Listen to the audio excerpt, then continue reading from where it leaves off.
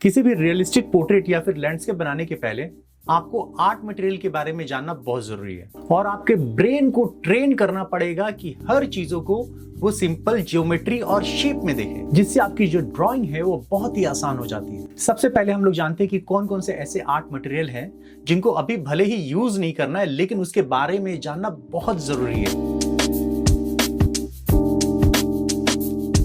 Art material की अगर हम बात करें ना तो सबसे पहले जो दिमाग में आता है वो है पेंसिल। और ये जो पेंसिल है, पेंसिल का स्केल भी अलग अलग होता है। एक बॉक्स में कई सारे पेंसिल भी होते हैं। बिगिनर्स को लगता है कि सारे पेंसिल एक जैसा काम करते हैं, ऐसा नहीं है। सारे पेंसिल का वर्क जो होता है ना डिफरेंट होता है अकॉर्डिंग टू सिचुएशन। अगर हम गौर करें तो हर एक पेंसिल के ऊपर एक आइडेंटिकल नंबर होता है, जैसे किसी में आपको 4B, 6B, 5B, 8B, 10B, HB, 2H, 4H, 6H इस तरीके के नाम मिल जाते हैं। लेकिन एक्चुअल में इसका वर्क क्या है ये आज मैं आपको बताने वाला हूं। सबसे पहला जो होता है वो होता है H मतलब हार्डनेस। ये पेंसिल काफी हार्ड ग्रेफाइट के बने होते हैं, पेपर पे काफी लाइट होते हैं और स्मर्ज भी काफी कम होते हैं और ये लाइट शेडिंग के लिए बहुत ज्यादा उपयोगी होते हैं। दूसरा पेंसिल है बी पेंसिल ग्रेफाइट और क्ले दोनों से बने होते हैं। बी मतलब ब्लैकनेस और कंपेयर टू H थोड़ा सॉफ्ट होते हैं। इससे आप काफी डार्क इफेक्ट लेके आ सकते हो। जहां पे हमें ड्राइंग में या फिर डार्क इफेक्ट की जरूरत पड़ती है, यहाँ पे ये पेंसिल बहुत ही यूजफुल होते हैं और ये पेपर पे स्मर्ज भी बहुत अच्छे होते हैं और ब्लेंडिंग भी काफी अच्छी होती है। तीसरा टाइप है वो है HP। ये दोनों के बीच का पेंसिल है। ये सबसे ज्यादा यूज में आने वाला पेंसिल है। इसको स्टूडेंट स्कूल में भी यूज करते हैं और राइटिंग के लिए भी यूज करते हैं और मोस्टली आर्टिस्ट इसको आउटलाइन के लिए यूज करते हैं। पेंसिल के बाद दूसरा आर्ट मटेरियल आता है वो है इरेजर।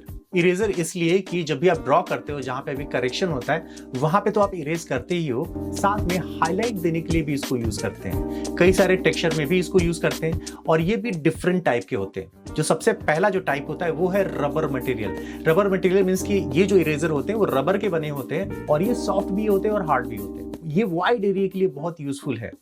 जनरली स्टूडेंट भी यूज करते हैं और आर्टिस्ट भी यूज करते हैं, जहां पे इनको कंप्लीट एकदम व्हाइट चाहिए इफेक्ट, मींस कि ग्रेफाइट का नाम और निशान मिटा देना है, वैसा कुछ इफेक्ट लेके आना है, तो यहाँ पे इसको यूज करते हैं। हाँ, कई आर्टिस्ट ऐसे भी हैं जिसको इसको चॉप करके शार्प करके अपने यूज के अकॉर्डिंग इसको शार्पन भी करते हैं। दूसरे टाइप का जो इरेजर है वो है नीडेबल इरेजर। ये इरेजर जो होते हैं बहुत ही सॉफ्ट होते हैं और इसको किसी तरीके से मोल्ड भी कर सकते हैं। अगर आप चाहते हो तो ब्रेक भी कर सकते हैं। आप अपने अकॉर्डिंग इसको शेप भी दे सकते हैं। जैसे यहाँ पे आपको एकदम डिटेल इफेक्ट लेके आना है तो यहाँ पे एक आप अपने वर्क के अकॉर्डिंग इसको आप यूज कर सकते हो। साइज कोई भी हो सकती है और मैं सबसे ज्यादा इसको यूज करता हूं जब आप ग्रेफाइट पेंसिल से ड्राइंग कर लेते हैं। अब आपको लगता है क्या है कि मैंने पहला लेयर बना लिया है और जो आउटलाइन है उसको थोड़ा मुझे लाइट करना है, तो आप ऐसे टैप करके भी जो आउटलाइन है, जो ग्रेफाइट है, उसको आप लाइट कर सकते हो।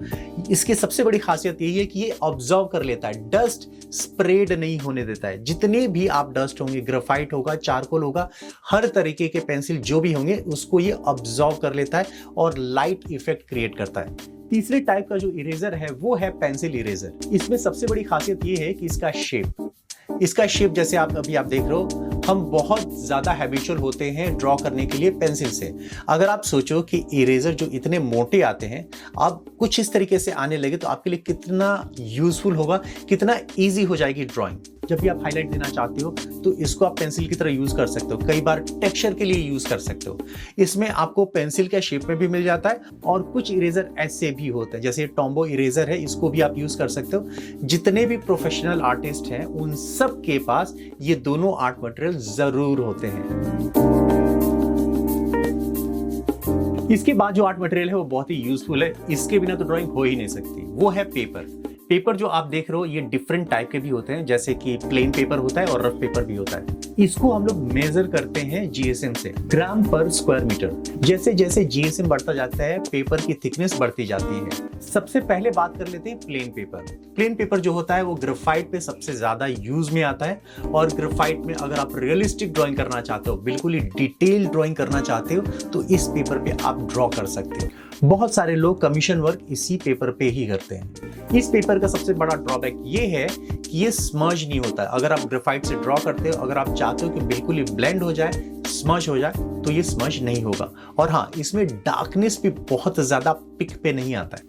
अगर आपको ये सब चाहिए तो आपको आना पड़ेगा सेकेंड पेपर पे, जो कि है rough paper. Rough paper generally graphite के लिए भी यूज होता है, चारकोल के लिए भी यूज होता है और कलर पेंसिल के लिए भी यूज होता है। इसके साथ साथ अगर आप चाहो तो ऑयल पेस्टल, सॉफ्ट पेस्टल भी यूज कर सकते हो। तो आर्टिस्ट के बीच में सबसे ज्यादा यूज में आने वाला ये पेपर है। इसमें आप एक ड्रामेटिकल इफेक्ट लेके आ सकते हो, इसमें आप डार्क इफेक्ट लेके आ सकते हो, इसमें ब्लेंडिंग बहुत स्मूथ होती है। लेकिन एज ए बिगनर आपको वही चीजें यूज करनी है जो मैं आपको बताऊंगा। पेंसिल में आपको HB यूज करना है या फिर 4B यूज कर सकते हो। पेपर आप स्मूथ ले सकते हो, जो कि 100 to 120 GSM का हो सकता है। इरेजर आपको रबर वाला ही यूज करना है। अब बात कर लेते हैं पेंसिल पकड़ने का तरीका क्या है। जैसे कि मैंने इंट्रोडक्शन एपिसोड में बताया था कि ये जो 2 फिंगर है, यहाँ पे पेंसिल का टिप रख के जहां पे फिंगर खत्म होता है वहां से हमें पकड़ना है। लेकिन ये तो हो गई बात कि पेंसिल को कैसे पकड़ना है बिगनर के लिए। लेकिन आपको ये जानना जरूरी होगा कि पेंसिल पकड़ने के कौन कौन से तरीके हैं। पेंसिल पकड़ने का सबसे पहला जो तरीका होता है वो है ट्राइपॉड ग्रिप। ट्राइपॉड मींस कि ट्राइपॉड में आप देखते हो ना 3 स्टिक आपको दिखते हैं, वैसे ही ये 3 फिंगर आपको यहाँ पे दिख रहे हैं, इसके बीच में ये पेंसिल होता है। तो ये हो गया ट्राइपॉड ग्रिप, जो कि मैंने सबसे पहले ही बताया था कि आपको फिंगर पे रख के कुछ इस तरीके से यूज करना है। तो ये हो गया आपको ट्राइपॉड ग्रिप।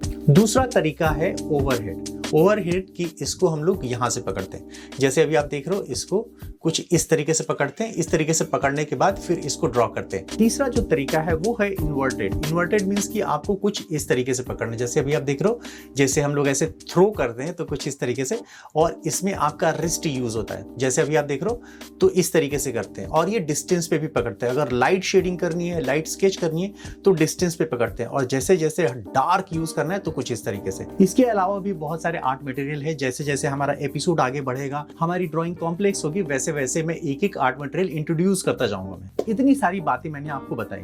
अगर आप इससे भी ज्यादा जानना चाहते हैं तो आप हमें व्हाट्सएप कर सकते हैं इस नंबर पे। अगर आप और ज्यादा सीखना चाहते हैं तो भी आप मुझे इस व्हाट्सएप नंबर पे कांटेक्ट कर सकते हैं। कल के दिन से हम लोग पेपर पे आने वाले हैं, पेपर पे ड्रॉ करने वाले हैं। तो जितने भी एपिसोड आने वाले हैं बहुत ही इंपॉर्टेंट है। इसके लिए आपको चैनल को सब्सक्राइब करना बहुत जरूरी है। इसके साथ साथ बेल आइकन भी दबा देना, जिससे कि जो भी नोटिफिकेशन आएगा आपको पता चल जाएगा कि हाँ, ड्राइंग वीडियोस आ चुके हैं। तो चलो कल मिलते हैं, तब तक के लिए बाय, टेक केयर।